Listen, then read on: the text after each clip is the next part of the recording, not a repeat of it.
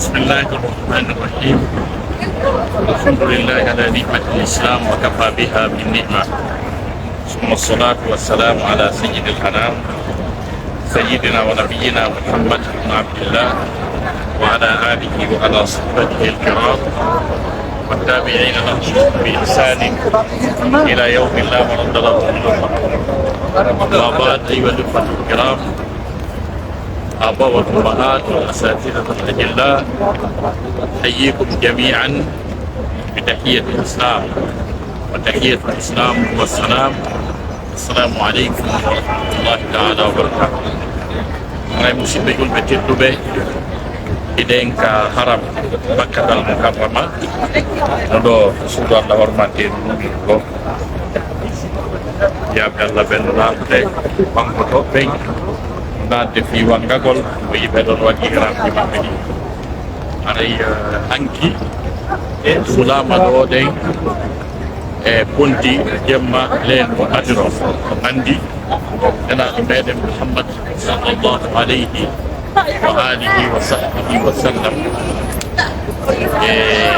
benoddu no sahaba be fi yowtugol be honde ko mawoni jemma len kadire sahaba be ngari be yejjiti wala be yejji taw India donc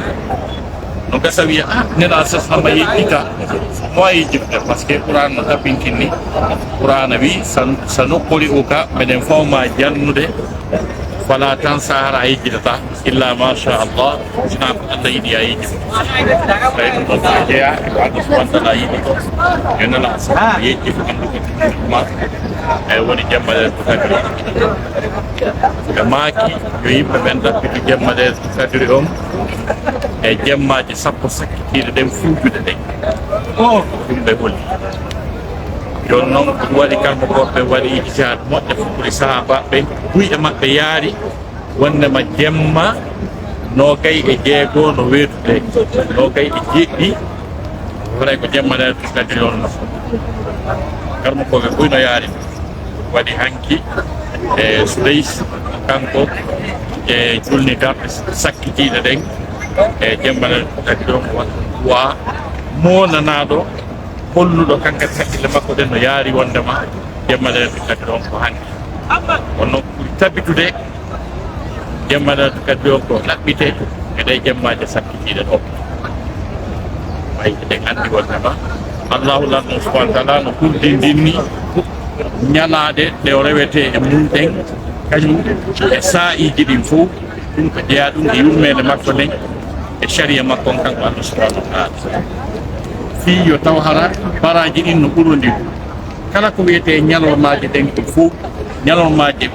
ɗe Allah subhanahu wa ta'ala ko yidde ñalormaji ɗen fof ko ñalormaji iwi ka godonki ha sappo donki dewe si waɗama ɗon eɓɓodirtaki baraji bimana ko heɓoto ɗon ko gueɗe ñalormaji ɗum e nder ɗen ñalormaji sappo ɗon kadi ñallal gotal no e nder majje ko wiyete yawmu arafa ñande arafa on ngal ñallal ɗon kañum kan no ɓuuri teddude e kala ko wiyete ñalorma ko Allah subhanahu wa ta'ala tagi e kala ko wiyete kadi jemma kon fof ko jemma sappo sakkitiɗe ɗen e dow lewru suumayi tedduni ɓuura waɗede barki ɓuuri mawnude ɓuuri jogade wimana joddi ɓurni mawnude e nder jemmaji ɗen fof no soomi e nder ɗen jemmaji jemma goto jemmala sakoma jemma mana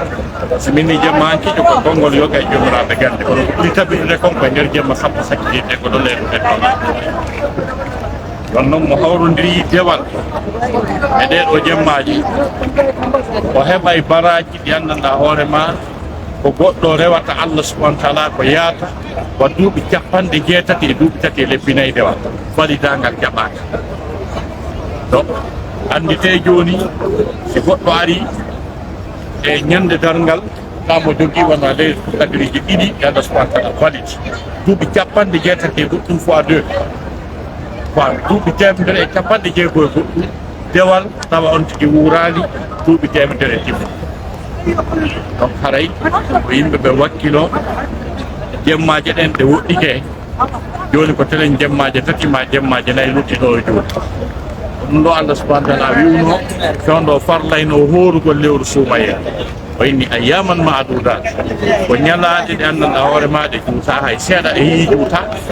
nan ni dewe ɗen fof ko Allah yamiri kon fof ko ni way ko yamiri kon fof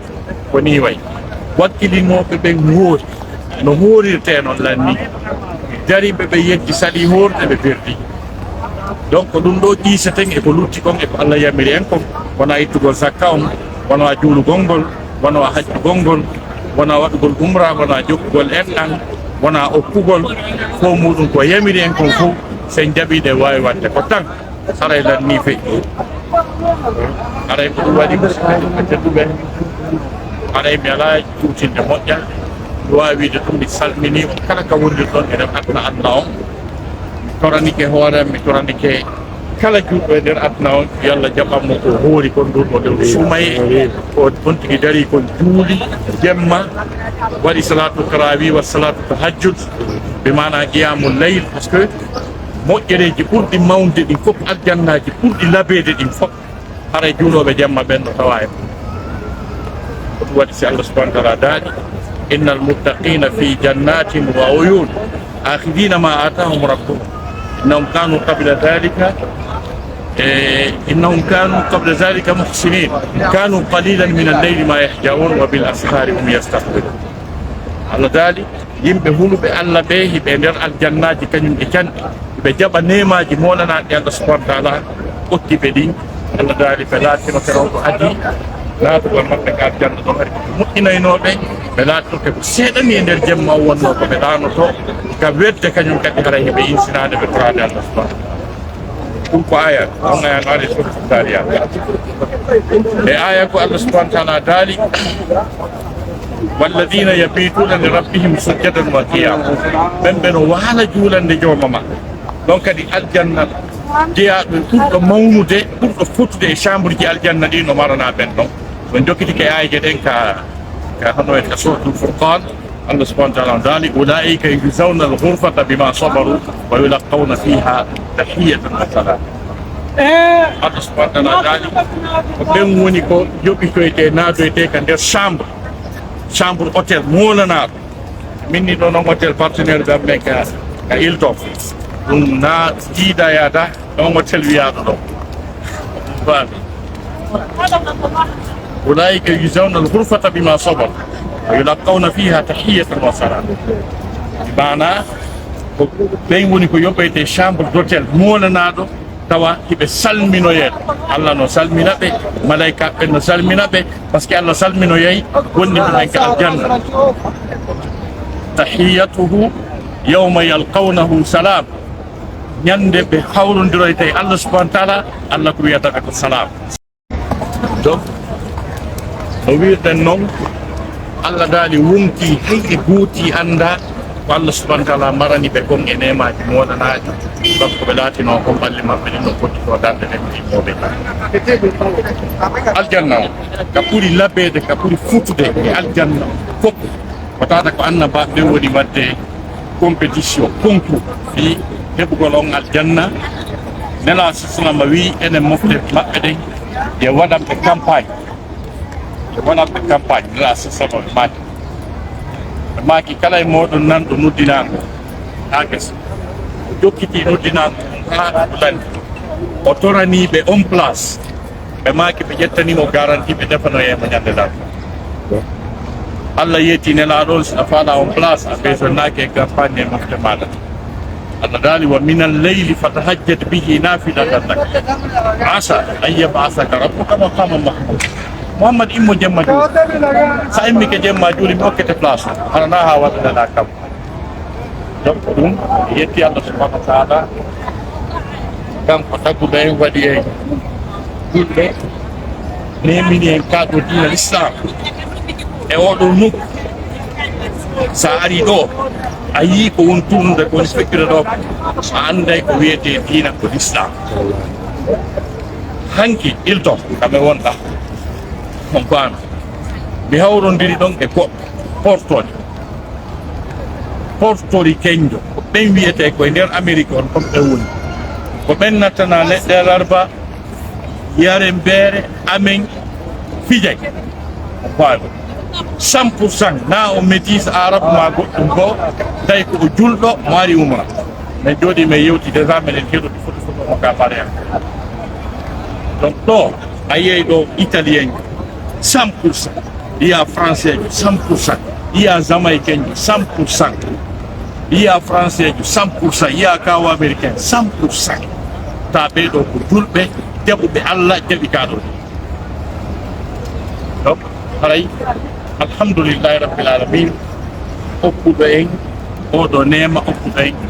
wonugol julɓe takkutugol e ka dina gonga yetti Allah subhanahu wa taala newinanɗo en kadi kadi argol ga kadi tawata ɗo nder ɗo ma ɗo ɗum ɗo fof ko harata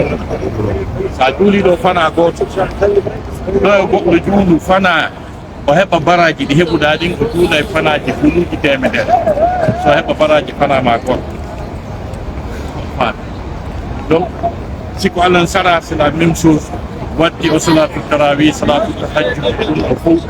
multiplia ɗum buluji ko tawata Allah walidanayi jiyangen yettimo kanko Allah subhanahu wa taala e dow ɗiɗo nemaji monanaɗi en jaaɓi Allah reweteɗo men en jaaɓi nelaɗo men en jaaɓi qur'ana on deftere men en jaaɓi nusudu kaba ɗo qibla meɗen fuɗɗaɓal no galgal moƴƴitaki ɗo e seeɗa c'est tout là on parle donc en jaaɓi Isa na o ɓiɗɗo Allah Isa ko jiyaɗo Allah annabajo mo Allah subhanahu wa taala yiɗi teddini bante ɗino kadi on ɓe fof noon batta mabɓe Muhammad rasulullah sallllahu alayhi wa alihi wa sallam aray en jarte ɗo assalamu aleykum wa rahmatullahi taala wa barakatuh